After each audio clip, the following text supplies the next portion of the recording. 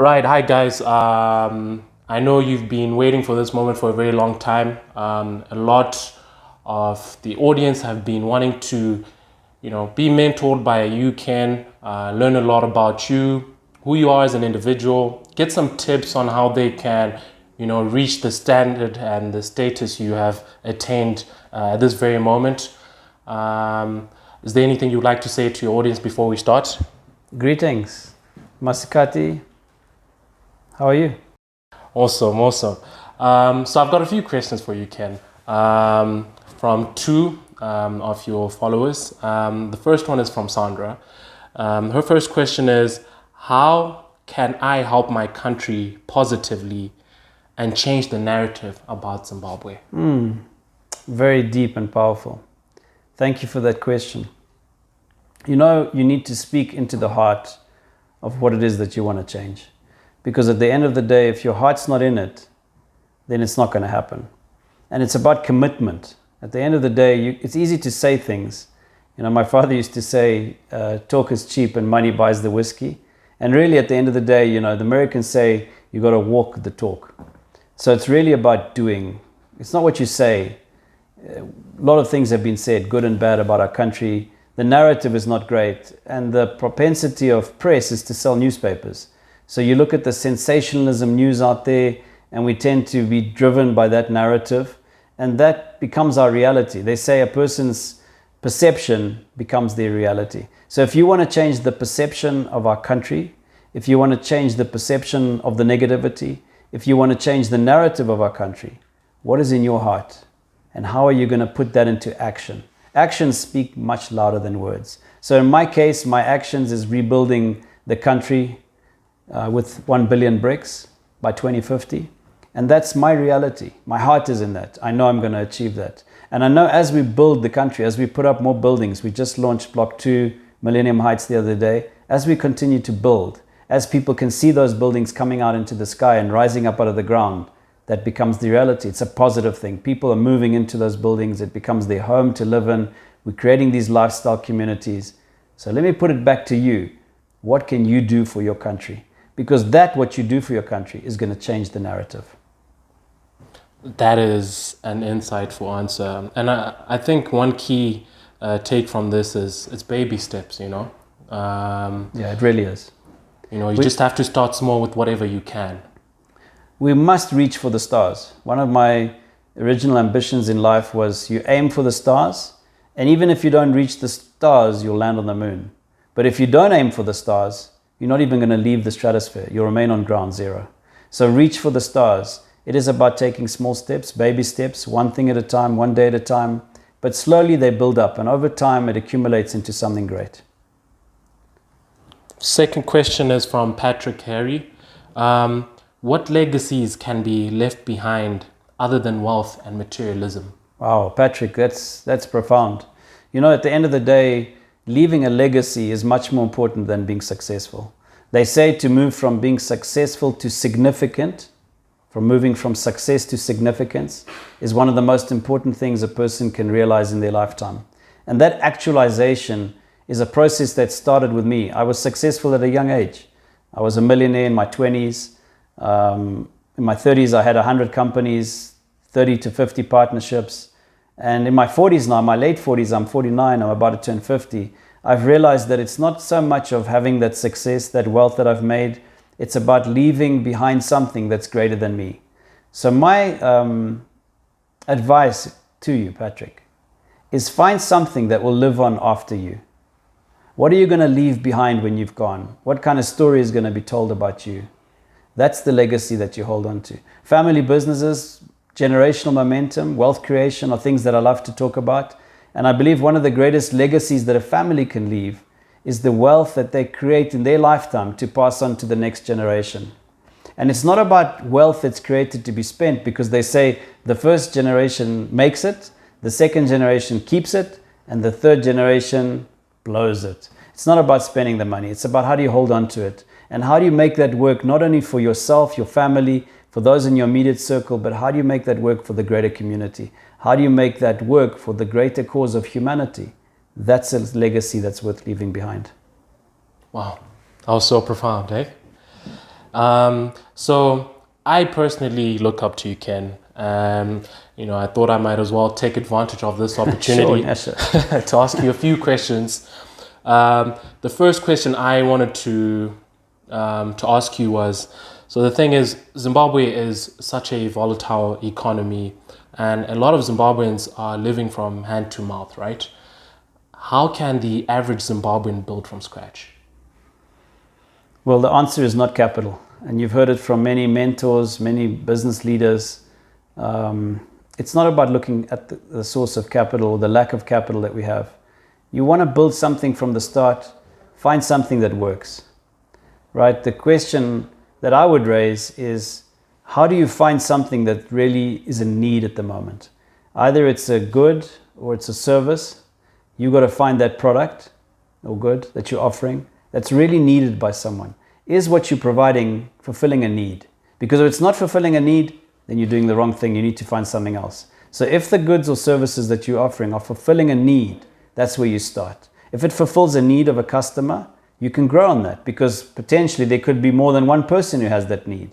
And you got to test that market. You got to test those waters. And when you expand into a new segment or a bigger number of customers, you'll discover, is that need being met by the bigger number of customers? If it is, then you have a good product, you have a good service. And as you grow your business, as you expand that, you get to see how much you can scale it.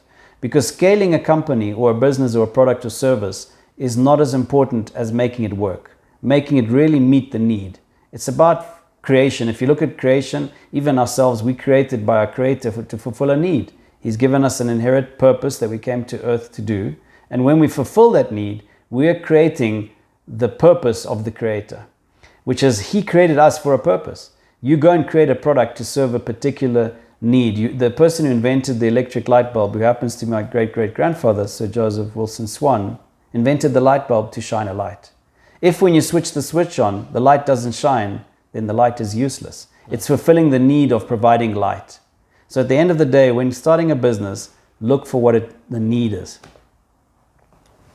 Wow. And just touching base on the Creator and light, I believe the light of the world is God and Jesus Christ, our personal Savior. And I think if you hear a lot of the stories of many people and individuals, they always tell of a turning point within their lives when they decided to follow Christ without looking back. Do you have such a moment, and what was it? Yeah, humbling moment. Yeah, sure, really humbling moment. It was when I was reduced to nothing, zero. I had a ski accident in Canada, 2007. That's almost 15 years ago. And I hit my head on a tree. My brain was severed from my ear to my jaw. 12.8 centimeters in length. The dura membrane was ripped off the brain, and I was brain dead. I arrived in the hospital unconscious. They put me on a life support system, a ventilator. They kept me alive over 5-6 hours whilst they took me to the hospital, did x-rays, and found this huge blood clot in my brain cavity that occupied 65% of my brain. My brain was compressed 3 times. They gave me a 2% chance of survival and said if I woke up, I'd have no memory, I'd be a vegetable. But today I'm here, a miracle of God. And how can you deny such a miracle when on waking up, all my faculties were instantly restored, as if nothing happened, as if a pause and a play button. The play button came on, everything was back to me. Within hours, I wanted to leave the hospital. After a few days, they wanted me to stay in town. They said I couldn't leave town because I had air cavities on my brain. I was exercising in the pool and walking across. I was staying at the Western Hotel in a suite, and I was walking across the Bayshore Park. And this presence came into me, presence that wasn't me. Now I know it was God's Spirit. At the time, I wasn't sure who it was or what it was. And it spoke to me and said, you're my son, I love you, and I've given you back your life for a purpose. And nothing's going to happen to you until you do what you're supposed to do. Well, at that moment, I fell on my knees and I gave my life to God, not knowing if He was a God of the Christians, the Muslims, the Hindus, or the Jews. But I was willing to act in exact obedience from that moment onwards. And it took me about 8 months to find Christ, to come back to Christ, to get born again, to get baptized as an adult, to receive Christ into my life. And from that moment, my life has really changed. My focus is on who the Savior means to me and how do I change my life on a daily basis to emulate His example. It was a real life-defining moment. And I'm not saying that everyone will have those kind of life-defining moments. But whatever moment is yours, it is yours personally. They say a man with a testimony is never at the mercy of a man with an argument. And that is my testimony. And thanks for asking that question, Yasha. Thank you so much for that testimony. And I can't imagine what you're going through being in such a low moment in your life. I was actually on a high. I think it's one of the highest moments of my life. But during the phase of that accident, was there ever a moment when... No, there was. I'm joking. You know, when you lose your life, when you be reduced to nothing, you start losing your faculties. The amount of pain that I went through, you can imagine your brain being severed from your skull. The pain was indescribable. Every part of my being felt it. My hairs would stand up. You know, I felt the pain and sensation through every cell in my body until I went through the pain barrier and couldn't feel anything anymore. I became numb. Numb physically, numb emotionally, and slowly but surely my faculties slipped away one at a time. The loss of hearing, the loss of smell, the loss of taste, the loss of being able to even see. The sight, my own sight, started to visually disappear until there was just a small white dot left. And in those last moments, I reached out and said, if there's a God, let me just have my eyesight. It was the last thing that I had. It was the only thing that I was holding on to. It was the only thing that meant anything to me. Everything else was reduced to nothing. And that is a humbling moment when you realize that you are so vulnerable and your life is in the hands of other people. There were strangers running around me, just kind of like shadows moving around me that I could see barely. And I knew they were trying to save me. They were trying to bring me back to life. In those last moments, I knew that I had no control over my life. It's quite scary. It's quite frightening. I think it's safe to say not a lot of people have experienced this, but a lot of people are experiencing low moments in their lives, especially for young people. There's been such a surge in depression, anxiety disorders, you know, and this affects many Zimbabweans, but they don't talk about it. I think where I'm trying to get to is, what system have you put in place when you are low? When I'm low, I really look to the Lord, because at the end of the day, without Him, we'll find something to replace Him. And those vices tend to not be helpful to us. You know, if it's alcohol, drugs, sex, overconsumption, shopaholic, you get all these different addictions. At the end of the day, you're replacing them with something that gives you meaning. You're looking at an escapism. So for me, I like to turn to the Lord because I know that there's always hope in Him. When I'm feeling alone, when I'm feeling like I need answers, I turn to the scriptures. I turn to prayer. I turn to my Father in heaven. And He always provides for me. He is the faithful one. He is our Father who looks after us. And in Him, there's always hope. Even when there's no hope in man, there's always hope in God. Because He says, what is impossible for man is possible for Him. Wow. Wow. So we've got a special guest in here, guys, in case you don't know. We've got Joanna, Ken's beautiful wife. And how long have you guys been married for? We've been married since 1993, believe it or not. So I was born in 1993. 29 years, and we're coming up for 30 years. I would love to know so I've seen Joanna in action, and she is your rock. She is your number one fan, and I think anyone can attest to that. What is the secret to building such a strong and healthy relationship? How can one achieve this? Well, if I tell you the secret, it won't be a secret anymore. But let me tell you this. She's a smart woman. You know, she's not just wise and intelligent and kind and loving. She's streetwise. And one of the things that we agreed on early in our relationship is to stay together. Staying together, I would say, is the most important thing in any relationship. And that sometimes is hard physically to do, but if you commit to it, we travel together, we work together, we eat together, we shout together, we love each other together, we laugh together, we cry together, we do everything together. We are two peas in a pod. And God took the rib from the man and made the woman. So at some point, we have to acknowledge that the woman comes from the man, comes from us. And sooner or later, we're going to be reunited. So in our church, we actually have been sealed for time and eternity, which means we're an eternal couple. We're eternally married.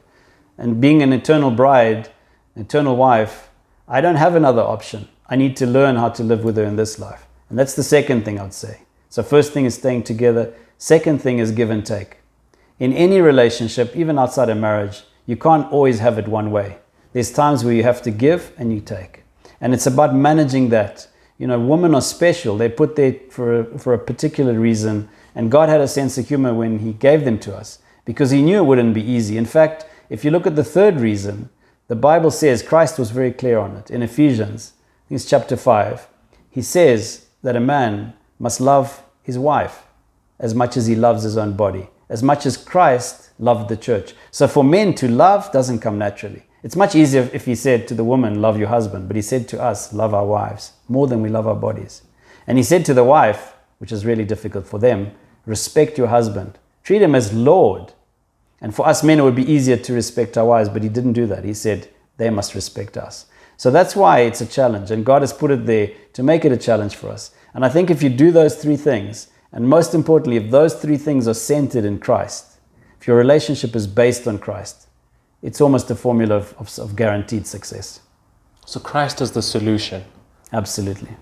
And we've touched a little bit your spirituality with Christ, and a little bit on your relationship and your family, and a little bit of business. One key thing I'm sure a lot of people would want to know is, how do you maintain such a balance? You know, it comes down to what is most important to you. And what I said to the earlier question, you know, what is in your heart? What is motivating you? Lebab is the word. I look at Greek and Hebrew words in the Bible often when I read scriptures, and lebab is the original word for heart. And it means two halves of a whole, you know, two parts of the heart. And in my lebab, you know, it's what is important to me. What is important to me, of course, it's great to have success. It's important to be able to pay your bills. But what's most important to me is that my family stays together. And there's a saying in our church, no amount of success in the world makes up for failure in the family. And that's my commitment. It has been that all my life, to make sure my family is together with me. So I think for me, it's about what you're driven by. And I'm driven about more than just being successful in business, is how do I be successful in business and have a happy and healthy family. And that takes a lot of commitment. Without it, it's not going to happen. Okay. So it's very clear. There's a structure, you know, the hierarchy is God, you know, on top. And then with God and believing in Him, you put your family first. Mm-hmm. And in doing that, you're capable of achieving so much things as time goes. That's exactly right. And I'll say this because it just happened. So we invited a guest from South Africa, a very, very senior manager, owner of a massive security business in Africa. They have more than 25,000 people on the ground. And he came and stayed with us at our home, which was unusual for me to bring in a business visitor to my home, but I felt kind of inspired to do it. And he was with us just for 24 hours. He came to the launch of the Block 2 that I mentioned. And at the end of it, we had a dinner with him at a really nice restaurant in Rori, Big 22. And he said to everyone around the table, I want to make a toast to Ken. And I want to say this, that I don't speak much, but I observe a lot. He sat and he wrote notes and he just watched. You could see he's ex-military guy. And he said, and this is a mature man in his 60s. He said to me, you know, I observed two things. And he could have said anything. He could have said, you know, I'm so impressed that you've sold 87% of your third building that's not even out of the ground yet. Or he could have said, you know, you've built this beautiful structure and you're going to change Harare. He didn't say anything about that. He said two things. He said, firstly, I've observed that you're a man of faith. And secondly, I observed that family for you is really important. That's what someone said about me in 24 hours. So I think that's true. You know, faith first, family second, God first, wife second. That's the right priority. That's the right order, Nyasha. Charity begins at home. It really does. It really does. So for the entrepreneurs out there, I've noticed that they've sort of become the cool kids on campus. You know, everyone wants to be an entrepreneur, right? And I'm sure many young people want to be the next Ken Sharpe, but most of them, they really don't know what it takes to get there. What is the one lie about entrepreneurship many young people think is true? It's easy. Everyone can get it. You need perseverance. If I was to say there's one word that talks about me, that spirit and attitude of never giving up, of continuing when it's so difficult that you just want to give up, it's perseverance. If you have that spirit of perseverance in you, then I think almost anything you do is possible. And being an entrepreneur, you need to have that spirit of perseverance, of being able to go in it for the long run. Sometimes it works faster and you can see results sooner, but you have to be prepared to give up a lot, to make sacrifices. And if you're not prepared to give up a lot and make those sacrifices, then you're in the wrong path. Rather get a job. Not everyone's supposed to be an entrepreneur. I really do support entrepreneurs because I think SMEs is the fuel that drives every developed economy and nation of this world. Without SMEs, without the business sector, without entrepreneurs, there cannot be functional societies.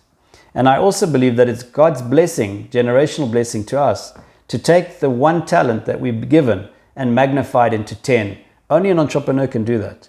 A 9-to-5 job being paid a salary will never allow you to multiply 1 into 10. And we've seen cases of multiplying 1 into 1,000, 1 into 1,000,000, 1 into 1 billion, even 1 into 1 trillion. We have trillion-dollar companies today, from nothing to $1 trillion. So I think being an entrepreneur is an exciting opportunity, but it's not for everyone. Okay. I think the last question is, I was just thinking about a lot of Zimbabweans. Zimbabwe is a very cash economy, and a lot of people have got, cash on ground. So if you were to put yourself in the shoes of someone with, let's say, has 10,000 cash, and they don't know how to utilize it right here in this country, how best would you go about it? Well, my immediate answer is property. If you look at Maslow's hierarchy of needs, shelter is one of the primary needs. And if we don't have a roof over our heads, we don't have much security. So I'd say property is definitely, for anyone starting up, is something to put into. But there's also a time for it. If you don't have any capital and $10,000 is your only money, it's not enough to own a property. So rather rent a place, rather share a room, and use the $10,000 capital to grow it. Whether it's buying and selling something, buying vegetables from a farmer, bringing them into town, making a margin and selling them, or whether it's creating something, going into production, all these things have risks to them. But when you do what you know best and you control your money yourself, you're probably going to make the greatest return. And lastly, I'll say this, and it comes back to the previous question of entrepreneurs and related to the money question. I think more important than money and being in business is understanding that the greatest potential this nation has is in its people. I've often said the nation's assets are not in agriculture or minerals or natural resources or beautiful wildlife or wonderful climate. All of those things are great to have. Our greatest asset is you, the people. And when you believe in yourself, when you have that self-confidence, that I can actualize myself and realize something out of me that's inherent, that's potentially in there, that I've not been able to show today, you don't even need a $10,000 start capital. You just need the desire. You just need your heart to be in it. Because we as Zimbabweans have the greatest wealth of all nations. We have each other. We are the greatest asset that Zimbabwe has. Thank you. Awesome. Yeah, guys. And by the way, just as a reminder to everyone out there, this was an impromptu discussion. Nyasha didn't give me any questions in advance. He didn't give me any advance warning what he was going to ask me. So whatever I've said to you is just from my heart. And don't judge me for it, but use it to the best you can to help you. And would appreciate, as we going on forward with this, every month we'll be posting a Q&A session like this. So please, guys, do post your questions. I know a lot of you guys have a lot of questions you want to ask Ken, and he's here to answer them. Jump in there, guys. Pura vida.